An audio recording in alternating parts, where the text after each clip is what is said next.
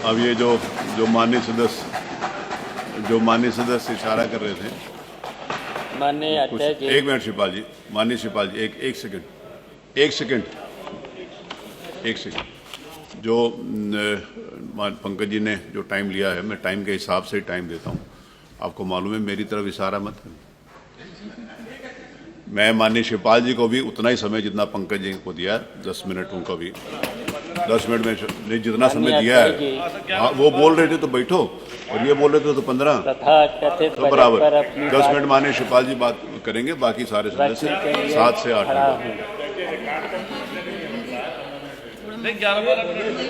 सरकार ने इस विकास का बजट बताया है जी। पंकज माननीय श्री शिवपाल जी, और मैं इस बजट के द्वारा अफसरशाही ने सरकार को भी गुमराह किया और सरकार ने सदन को और उत्तर प्रदेश की जनता को गुमराह करने का काम किया है।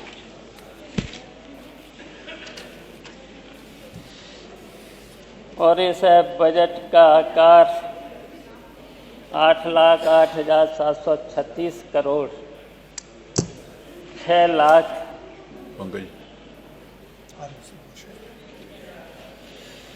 प्रस्तुत किया है। और 2024-25 में के बजट से 9.8% अधिक है, और 2024-25 में भी लगभग 7 लाख कुछ रखा गया था। लेकिन माननीय अध्यक्ष जी, पिछले बजट में 24 और 25 के बजट में जो बजट 7 लाख से ऊपर रखा गया था, और किसी भी विभाग में 50-55% से ज़्यादा बजट खर्च नहीं किया गया था। और मुझे तो यही लगता है, वैसे तो ये बजट और जो जनता, जो सरकार बार बार कहती है कि इतना बड़ा बजट, और इतना बड़ा बजट, मैं तो यहाँ पर ये भी कहना चाहता हूँ, इस सरकार ने जनता पर तमाम टैक्स लगा करके, और यहाँ तक कि जो गरीब है, मध्यम वर्ग के लोग हैं, यहाँ तक कि मजदूरी करने वाले लोग हैं, जिनको 5-5 हज़ार, 6-6 हज़ार, 7-7 हज़ार रुपया मिलता है, उन पर भी टैक्स लगा दिया है जीएसटी के माध्यम से। और जबकि 5,000, 6,000, 7,000, और जो अभी बात चल रही है आउटसोर्सिंग, और अभी तक आउटसोर्सिंग में जो 14,500 सरकार की तरफ से मिलना चाहिए था, वो कितना मिल रहा है? 8,000, 8,500। तो सरकार ने उनकी तरफ ध्यान क्यों नहीं रखा? अच्छा ये बताइए, 8,500 में वैसे तो 14,500 उनको मिलना चाहिए था, 14,500 की जगह 8,500, और 8,500 में हम पूछना चाहते हैं, क्या उसका परिवार चल सकता है? बिजली का बिल कितना आता है? बिजली के साथ साथ अगर 2 बच्चों को पढ़ाना है, स्कूल भेजना है, तो उसमें भी फीस लगे। और ये सरकार कह रही कि मैंने सबका ध्यान रखा, और यहाँ तक कि कहा है, बहुत बार, कई बार इन्होंने कहा है सबका साथ सबका विकास, लेकिन बजट में ये नहीं दिख रहा है। जनता का कट गया साथ, महंगाई ने कर दिया नाश। बताओ कितनी महंगाई है। तो इन गरीबों का भला कैसे होगा, घर कैसे चलेगा, बच्चों को कैसे पढ़ें, और भी है स्वास्थ्य संबंधी भी बीमारियां हैं। तो बताओ गरीब का तो कोई ध्यान रखा ही नहीं।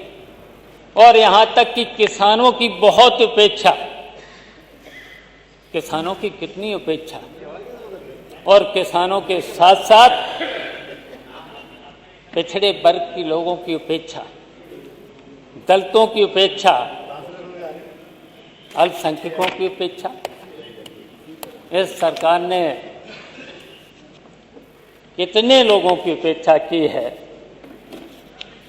तो हम कहना चाहते हैं हमारे वित्त मंत्री जी ने जब उस समय बजट प्रस्तुत किया था, उन्होंने एक शेर पढ़ा था। शेर तो याद ही होगा सब लोगों को, जिस दिन से मैं चला हूं मेरी मंजिल पर नजर है, आंखों ने कभी मील का पत्थर नहीं देखा। ये तो पढ़ा था जी। सरकार यदि राह सूचक मील का पत्थर देखती तो उसे पता चलता कि यह उल्टी दिशा की ओर चल रही है। सरकार के इस शेर के उत्तर में जनता बोल रही है, आंखों में अमीरों की बस कोठियां रहीं, तभी तो कभी मील का पत्थर नहीं देखा। सच यह सुने हजूर, खुशियां हैं बहुत दूर, अपने पिछड़े दलितों अल्पसंख्यकों का घर नहीं देखा।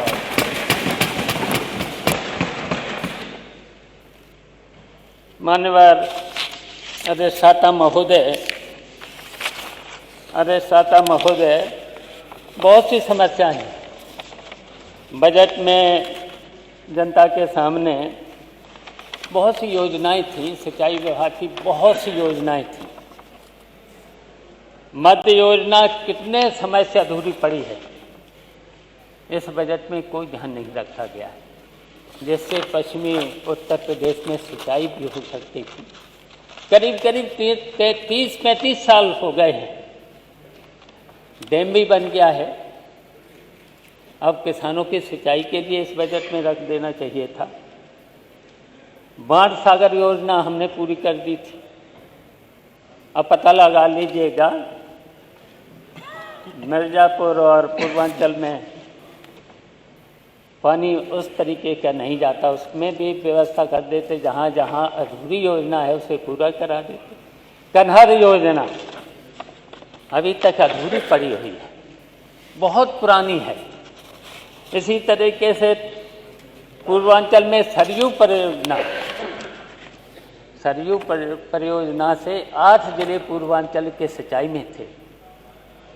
उद्घाटन भी हो गया, 95% तो मैंने ही पूरा करा दिया था, लेकिन उसका उद्घाटन हो गया, लेकिन अभी तक पानी नहीं जा रहा है। बुंदेलखंड में जलाशय डैम मैंने कई बनवा दिए थे। मैंने देखा कि 2 साल तो उसमें कोई दिक्कत नहीं आई है बुंदेलखंड में पानी की, लेकिन क्या उन जलाशयों के लिए इस बजट में रख दिया गया होता? तो इसलिए मैंने कहा किसानों की चिंता नहीं है, गरीबों की चिंता नहीं है। विद्युत व्यवस्था में अभी मंत्री जी बोल तो रहे थे, बहुत कुछ कर दिया है। उन्होंने कहा कि जिला स्तर पर 24 घंटे, तहसील स्तर पर 22 घंटे और संपूर्ण गांव में 20 घंटे।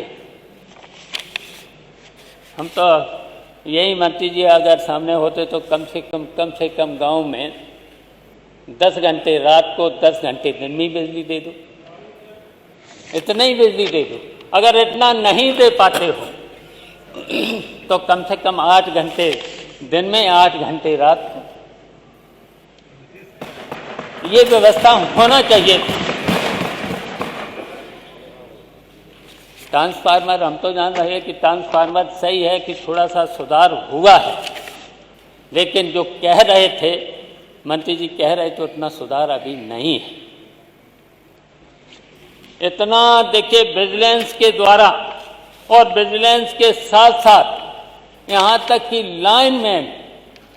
लाइनमैन भी फोटो खींच लेता है, और जो कि फोटो खींच करके वहाँ का जेई जाता है सीधे थाने में एफआईआर। पहले तो सेटिंग करते हैं, अगर सेटिंग करते हैं कि अगर उन्हें 15,000 20,000 रुपए की अगर सेटिंग हो जाती है तो एफआईआर नहीं होगी। ये चल रहा है जनता के साथ, लेकिन यहाँ तो बड़ी बड़ी बातें इस तरीके की हो गई। ये लगता है कि ये सब बजट ने और 2024-25 के बजट ने शायद दुनिया में सबसे नंबर 1 उत्तर प्रदेश कर दिया है। ये बढ़कर के बातें हो रही हैं, और जबकि ऐसा नहीं है। आज भी अर्थव्यवस्था में उत्तर प्रदेश 32वें स्थान पर है, केवल बिहार पीछे है इससे। लेकिन यहाँ लगता है कि उत्तर प्रदेश नंबर 1 पर हो गया है। तो इस तरीके की ये बातें चल रही हैं। और अधिष्ठाता महोदय, क्योंकि समय कम है, बातें तो बहुत सी थीं कि महोदय सरकार अफसाही के दुष्चक्र में फंस चुकी है। अफसर सरकार से और सरकार सदन पर जनता से झूठ बोल रही है, तथ्यों को छुपाया जा रहा है। 2016-17 में हमारे प्रदेश की अर्थव्यवस्था 12.5 लाख करोड़ थी।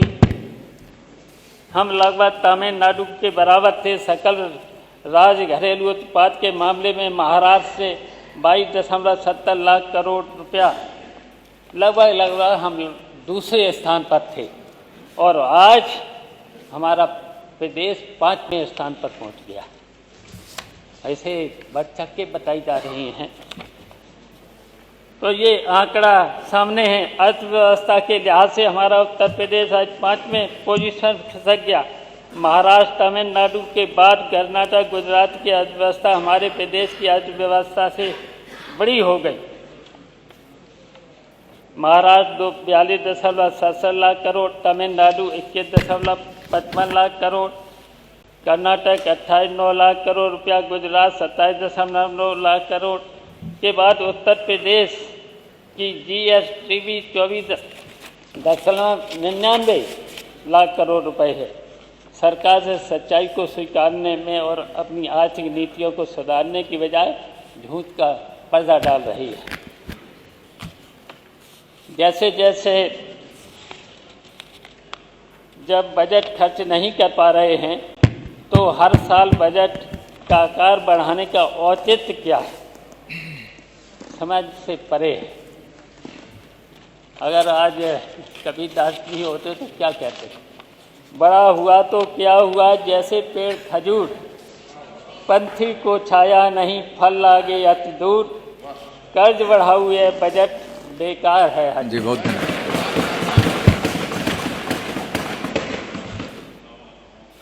बहुत अध्यक्ष महोदय, हमारा उत्तर प्रदेश प्रति व्यक्ति की आय की दर से 32वें स्थान पर है। उत्तर प्रदेश की औसत आमदनी नीति आयोग के अनुसार 3,514 रुपया है। आर्थिक सर्वेक्षण के अनुसार 96,000 कुछ रुपए है। वहीं सिक्किम, दिल्ली, गोवा के प्रति व्यक्ति आय 5 लाख रुपए से अधिक, और तमिलनाडु, गुजरात, कर्नाटक जैसे बड़े राज्यों की प्रति आय 3 लाख रुपए से अधिक है। माननीय, मेरी चिंता है कि हमारे देश प्रतिदिन तुलना में पिछड़ता चला जा रहा है। अभी तो समय है मेरा, हो गया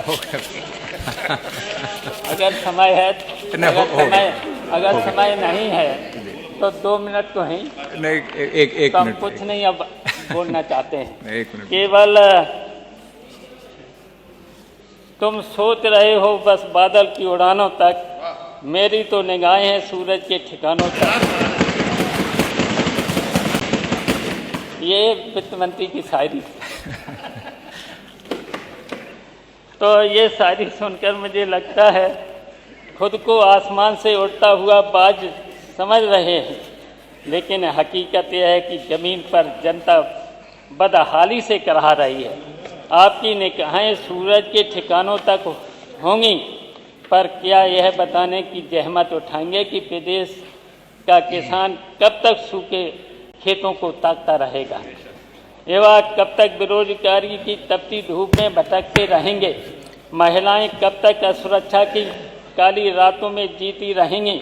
जी बहुत आप बादलों की उड़ान और सूरज की रोशनी की बात कर रहे हैं, पर क्या यह सच नहीं कि प्रदेश के विकास की योजनाएं हर बार वादों के बादलों में घिरी जाती रही, और अब जब बरसात का समय आता है तो जनता के हाथ सिर्फ सूखा ही लगती है। आपकी निगाहें सूरज पर हैं, पर सड़कों पर गड्ढे, अस्पतालों के में दवाओं की कमी और स्कूलों में टूटी छतें आपको क्यों नहीं दिखती? 16 मिनट होने जा रहा है। की थाली से गायब होती रोटियां, महंगाई से बिलखती गृहणियां और लूट पाट से सहमे व्यापारी, ये सब आपकी सूरज जैसी रोशनी से क्यों चुप हो जाते हैं? बहुत धन्यवाद। बस थोड़ा ही और। अरे नहीं, हो गया, एक मिनट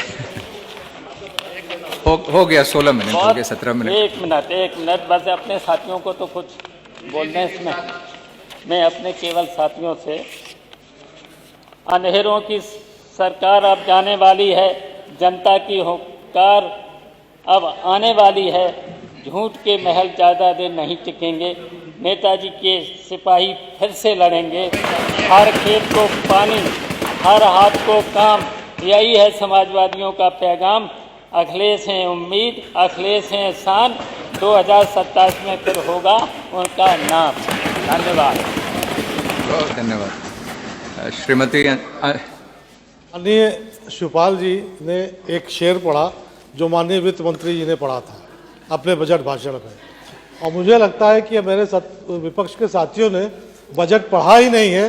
जो शेर वित्त मंत्री जी ने पढ़ा था, विपक्ष के सारे साथी उस पर ताली बजाने लग गए।